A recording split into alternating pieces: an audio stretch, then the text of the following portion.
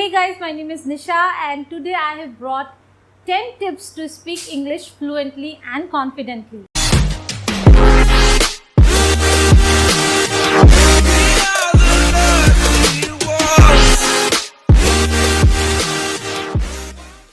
So number 1 tip is read out aloud and talk to yourself.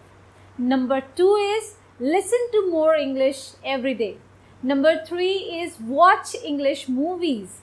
Number 4 is speak spontaneously but slowly.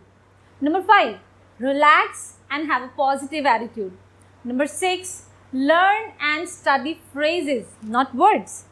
Number 7, slow and deep learning is best. Number 8, do not study too much grammar. Number 9, do not be afraid of making mistakes. And number 10, do not compare your English with others.